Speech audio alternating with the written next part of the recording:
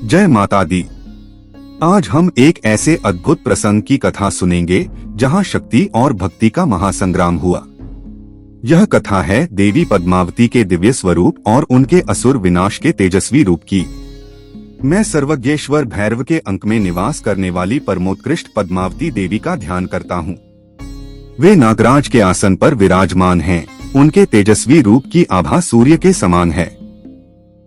उनके 3 नेत्र शोभायमान हैं। मस्तक पर अर्धचंद्र मुकुट और 4 हाथों में माला, कुंभ, कपाल और कमल सुशोभित हैं। किंतु इस दिव्यता का अपमान करने के लिए शुंभ के सैनिक आगे बढ़ रहे थे। और फिर क्या हुआ? एक भयंकर युद्ध का आरंभ। दैत्यराज शुंभ को जब पता चला कि देवी ने उसके दूत की अवहेलना की, तो उसने क्रोध में अपने सेनापति धूम्रलोचन को आज्ञा दी। धूम्रलोचन, अपनी विशाल सेना लेकर जाओ और उस स्त्री को घसीटते हुए मेरे दरबार में ले आओ।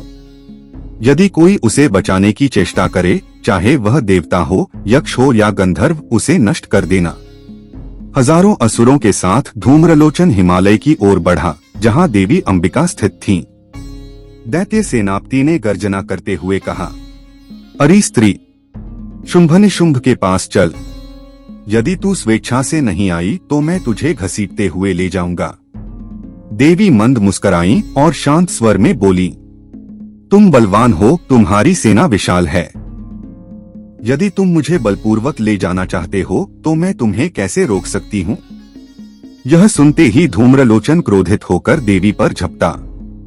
और तभी अंबिका ने मात्र हूँ शब्द का उच्चारण किया और धूम्रलोचन जलकर भस्म हो गया।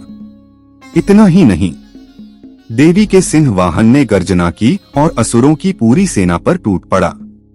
अपने पैने पंजों, जबड़ों और दांतों से उसने दैत्यों का संहार आरंभ कर दिया। रक्त की नदियां बहने लगीं, धरती असुरों के शवों से पट गई। देखते ही देखते वह महाबली सिंह एक क्षण में ही शत्रु सेना का संहार कर चुका था। जब शुंभ को यह समाचार मिला कि धूम्रलोचन मारा गया और उसकी सेना समाप्त कर दी गई, तो उसका क्रोध 7वें आसमान पर पहुंच गया। उसके ओठ कांपने लगे। उसने अपने महाबली सेनापति चंड और मुंड को आदेश दिया, चंड, मुंड, विशाल सेना लेकर जाओ। देवी को पकड़कर मेरे पास ले आओ। यदि जरूरत पड़े तो युद्ध करो और उस सिंह सहित उसका अंत कर दो। अब क्या होगा? क्या शुंभ का अभिमान टूटेगा? क्या देवी की शक्ति असुरों का अंत करेगी? जानने के लिए जुड़े रहें हमारे अगले एपिसोड में। अगर आपको यह वीडियो पसंद आया हो तो लाइक करें, शेयर करें और ऐसे ही अद्भुत पौराणिक कथाओं के लिए मिथिक मंथन को सब्सक्राइब करें। जय माता दी।